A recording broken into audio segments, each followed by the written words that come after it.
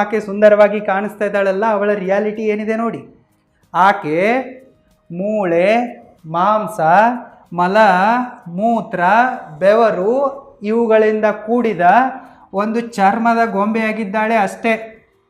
ಈಗ ಅವಳಲ್ಲಿ ಕೊಬ್ಬು ಜಾಸ್ತಿ ಇದೆ, ಆಕೆ ಯೌವನದಲ್ಲಿದ್ದಾಳೆ, ಹೀಗಾಗಿ ನಿಮಗೆ ಅದು ಕಾಣಿಸ್ತಾ ಇಲ್ಲ.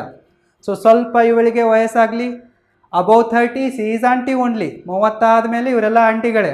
ಆವಾಗ ಯಾರಾದರೂ ಇವರನ್ನು ಫಾಲೋ ಮಾಡ್ತಾರಾ? ಆಕರ್ಷಣೆ ಆಗತ್ತಾ? ಆಗಲ್ಲ. ಸೊ ಇದೇನಾಗಿದೆ, ಬ್ಯೂಟಿ ಟೆಂಪ್ರರಿ ಆಗಿದೆ, ಒಂದು ಸುಂದರ ಸುಳ್ಳಾಗಿದೆ. ಸೊ ಯಾವಾಗ ನೀವು ಈ ರಿಯಾಲಿಟಿಯನ್ನು ಅರ್ಥ ಮಾಡ್ಕೊತಿರೋ, ಈ ಒಂದು ಚಟದಿಂದ ಹೊರಗೆ ಬರೋಕ್ಕೆ ನಿಮಗೆ ಮನಸ್ಸಾಗತ್ತೆ. ಎಲ್ಲಿ ತನಕ ನಿಮಗೆ ಈ ರಿಯಾಲಿಟಿ ಅರ್ಥ ಆಗಲ್ವೋ ಅಲ್ಲಿ ತನಕ ನೀವು ಏನು ತಿಪ್ಪರ್ಲಾಗ ಹಾಕಿದರೂ ಕೂಡ ಇದರಿಂದ ಹೊರಗೆ ಬರೋಕ್ಕೆ ಸಾಧ್ಯವಿಲ್ಲ.